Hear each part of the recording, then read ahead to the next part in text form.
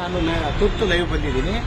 ಇವತ್ತು ಇಡೀ ರಾಜ್ಯದಲ್ಲಿ ಸಾರ್ವಜನಿಕ ಶಿಕ್ಷಣ ಇಲಾಖೆ ಪ್ರತಿ ತಿಂಗಳಿಗೆ ಅತಿಥಿ ಶಿಕ್ಷಕರ ಗೌರವಧನ ಪಾವತಿ ಮಾಡಬೇಕು ಅಂತೇಳಿ ಸುಮಾರು 5 ತಿಂಗಳ ವೇತನವನ್ನು ಮುಂಚಿತವಾಗಿ ಜುಲೈ ತಿಂಗಳಲ್ಲಿ ಬಿಡುಗಡೆ ಮಾಡಿತ್ತು.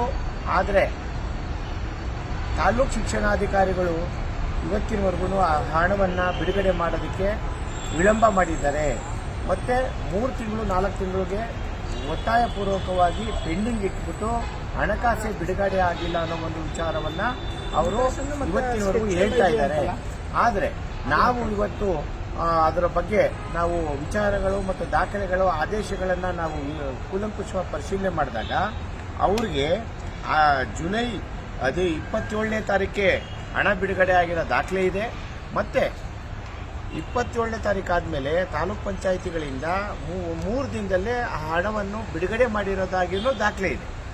ಈಗ ತಾಲೂಕ್ ಪಂಚಾಯಿತಿಯಿಂದ ಬಿಡುಗಡೆ ಆದ ನಂತರ ಹಣವನ್ನು ಆಯಾ ತಿಂಗಳಿಗೆ ಶಿಕ್ಷಕರ ಅಕೌಂಟ್ಗೆ ಜಮಾ ಮಾಡಬೇಕಾಗಿದ್ದ ಕರ್ತವ್ಯ CRP ಮತ್ತು BRC ಮತ್ತು ಅಲ್ಲಿನ BEO ಅವರಿಗೆ.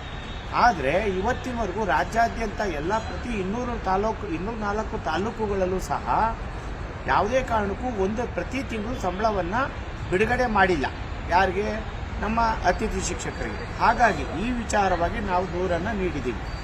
ಈಗ ಆ ದೂರಿನಂತೆ ಯಾವ ಶಿಕ್ಷಣ ಅಧಿಕಾರಿ, ತಾಲೂಕು ಶಿಕ್ಷಣಾಧಿಕಾರಿ ಅನುದಾನವನ್ನು ಸರಿಯಾದ ಸಮಯಕ್ಕೆ ಕೊಟ್ಟಿಲ್ಲ, ಪಾವತಿ ಮಾಡಿಲ್ಲ, ಅವರ ವಿರುದ್ಧ ತಕ್ಷಣ ಕ್ರಿಮಿನಲ್ ಮೊಕದ್ದಮೆ ಹೂಡಬೇಕು. ಮತ್ತು ಇದು ಯಾರು ಮಾಡೋದಕ್ಕೆ ಕಾರಣ ಏನಿದ್ದಾರೆ ಅವ್ರ ಮೇಲೆ ಕ್ರಿಮಿನಲ್ DE ಮಾಡಬೇಕು, ವಜಾ ಮಾಡಬೇಕು ಅನ್ನೋ ಒಂದು ವಿಚಾರವನ್ನು ನಾವು ಇಲ್ಲಿ ಪ್ರಸ್ತಾಪ ಮಾಡಿದ್ದೀವಿ. ಉದಾಹರಣೆಯಾಗಿ ಪಾವಗಡ ತಾಲೂಕನ್ನ ತೆಗೆದುಕೊಂಡಿದ್ದೀವಿ. ಪಾವಗಡ ತಾಲೂಕಿನ ದೂರು ದಾಖಲಾಗಿದೆ, ಶಿಕ್ಷಣ ಇಲಾಖೆಯಲ್ಲಿ ದಾಖಲಾಗಿದೆ ಆ ದೂರು. ಎರಡನೇ ವಿಚಾರ, ಈಗ ಏನು ಹಣವನ್ನು ಬಿಡುಗಡೆ ಮಾಡಿದ್ವಿ, ಆ ಹಣ ಬಿಡುಗಡೆ ನಂತರ ಆ ಅಕ್ಟೋಬರ್ 31 ಇದ್ರ ತನಕ ಹೈಸ್ಕೂಲ್ ವೇತನವನ್ನು ಬಿಡುಗಡೆ ಆಗಿತ್ತು. ನವೆಂಬರ್ 30 ತನಕ ಪ್ರಾಥಮಿಕ ಶಿಕ್ಷಣ ಶಾಲೆ ಮತ್ತು ಮಾಧ್ಯಮಿಕ ಅದಕ್ಕೆ ಬಿಡುಗಡೆ ಆಗಿತ್ತು. ಅಂದರೆ 1 to 7 ಅಲ್ಲಿವರೆಗೂ ಬಿಡುಗಡೆ ಆಗಿತ್ತು ನವೆಂಬರ್ ತನಕ ಬಿಡುಗಡೆ ಆದ ಹಣದ ವಿಚಾರದಲ್ಲೇ ಎಷ್ಟು ಹೈಸ್ಕೂಲ್ಗೆ 771 ಕೋಟಿ 24 ಲಕ್ಷ ಬಿಡುಗಡೆ ಆಗಿತ್ತು. ಮತ್ತು ಯಾರಿಗೆ ಪ್ರೌಢ ಶಿಕ್ಷಣ ಇದಕ್ಕೆ 204 ಪ್ರಾಥಮಿಕ ಶಿಕ್ಷಣಕ್ಕೆ ಇದಕ್ಕೆ 204 ಅದು ಅಕ್ಟೋಬರ್ವರೆಗೆ ಬಿಡುಗಡೆ ಆಗಿತ್ತು. ಈ ಇಷ್ಟು ಹಣವನ್ನು ಯಾರು DO ಅವರು ಅಕ್ಟೋಬರ್ನಲ್ಲಿ ಮಾಹೆಯ ಪೂರ್ಣ ಗೌರವಧನವನ್ನು ಕೊಡಿ ಅಂತ ಹೇಳಿದರು.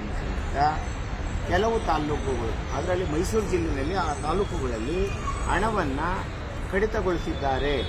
ಅವರ ಗೌರವಧನದ ಹಣವನ್ನು 4,000 ರೂಪಾಯಿ ಕಡಿತಗೊಳಿಸಿದ್ದಾರೆ ಅಂತ ನಮ್ಮ ದೂರು. ಆಮೇಲೆ ಆ ದೂರಿನಲ್ಲಿ ನಾವು ಅವ್ರಿಗೆ ಹೇಳಿರೋ ಪ್ರಕಾರ ಆ ದೂರಿನಂತೆ ಪ್ರಶ್ನೆ ಮಾಡಿದಾಗ ಸರಿ ಬಿಡ್ರಿ, ಬೇಕಾ ಬಿಟ್ಟು ಅಲ್ಲಿನ DD ಅವ್ರು ಹೇಳ್ತಾರೆ ಬಿಡ್ರಿ, ಹಾಕ್ತೀವಿ ಬಿಡ್ರಿ ಏನೋ ಥರವಾಗಿ ಬೇಕಾ ಬಿಟ್ಟು ಉತ್ತರ ಕೊಡ್ತಾರೆ. ಹಾಗಾಗಿ ಬೇಕಾಬಿಟ್ಟಿ ಉತ್ತರ ಬರಲ್ಲ.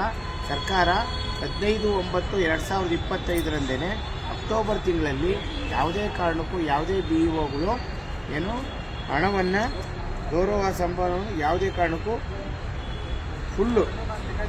ಪೂರ್ಣ ಇದನ್ನು ಪಾಲನೆ ಮಾಡಬೇಕು, ಅವ್ರಿಗೆ ಪಾವತಿ ಮಾಡಬೇಕು ಅಂತ ಈ ಆದೇಶದ ಕೊನೆಯ ಪೇಜಲ್ಲಿ ಇದೆ. ಕೊನೆಯ ಪೇಜಲ್ಲಿ ಇದೆ. ಈಗ ಯಾರು 4,000 ರೂಪಾಯಿಯನ್ನು ದುರುದ್ದೇಶಪೂರ್ವಕವಾಗಿ ಅಥವಾ ವಿನಾಕಾರಣ ತೊಂದರೆ ಕೊಡಬೇಕು, ದೌರ್ಜನ್ಯ ಕೊಡಬೇಕು ಅಂತ ಹಿಡಿದಿರುವ BEOಗಳ ವಿರುದ್ಧ ಕಾನೂನು ಕ್ರಮ ಜರುಗಿಸಬೇಕು ಅಂತೇಳಿ ನಾವು ಈಗ ದೂರನ್ನ ನೀಡ್ತಾ ಇದ್ದೀವಿ. ಇದು ಹೊಸ ಕಂಪ್ಲೇಂಟ್. ಯಾರು ಅಕ್ಟೋಬರ್ ತಿಂಗಳಲ್ಲಿ ಇಡೀ ರಾಜ್ಯದಲ್ಲಿ ಯಾವುದಾದ್ರೂ ಅಕ್ಟೋಬರ್ ತಿಂಗಳಲ್ಲಿ ಹಣವನ್ನು ಯಾರಾದರೂ BEOಗಳು ಶಿಕ್ಷಕರಿಗೆ ಕೊಡದಲೇ ಏನಾದರೂ ಹಿಡಿದಿದ್ರೆ ದಯವಿಟ್ಟು ನಮ್ಮನ್ನು ಸಂಪರ್ಕ ಮಾಡಿ. KRS ಸಮಿತಿಯ ನಂಬರು 9986666244 9986666244ಗೆ ಸಂಪರ್ಕ ಮಾಡಿ. ಈಗ ಇಲ್ಲಿ ಇವತ್ತಿನವರೆಗೂ ಆಗಿರೋ ವಿಚಾರದಲ್ಲಿ ಈಗ ಅದರ ವಿರುದ್ಧ ಯಾರ್ಯಾರು ಮಾಡಿದ್ದಾರೆ, ಈ ಆದೇಶದ ವಿರುದ್ಧ ಯಾವುದೇ BEO ಮಾಡಿದ್ರು ಅವ್ರ ವಿರುದ್ಧ ಕ್ರಿಮಿನಲ್ ಮೊಕದ್ದಮೆ ಹೂಡಿ ಅವರನ್ನು ಶಿಸ್ತು ಕ್ರಮ ಜರುಗಿಸೋದಕ್ಕೆ ನಾವೀಗ ಲೆಟ್ರು ಬರಿತಾ ಇದ್ದೀವಿ. ಹೀಗೆ ಯಾರೇ ಇದ್ರೂ ದಯವಿಟ್ಟು ನಮ್ಮನ್ನು ಸಂಪರ್ಕ ಮಾಡಿ. ಅತಿಥಿ ಶಿಕ್ಷಕರ ವಿಚಾರವಾಗಿ KRS ಸಮಿತಿ ಪ್ರತಿನಿತ್ಯ ವಿಚಾರಗಳನ್ನು ತೆಗೆದುಕೊಂಡು ದೂರುಗಳನ್ನು ತೆಗೆದುಕೊಂಡು ಸರ್ಕಾರಿ ಕಚೇರಿಯನ್ನು ನಾವು ಶಿಕ್ಷಕರ ಹಕ್ಕಿನ ಪರವಾಗಿ ನಾವು ಬಳಸ್ಕೊತಾ ಇದ್ದೀವಿ.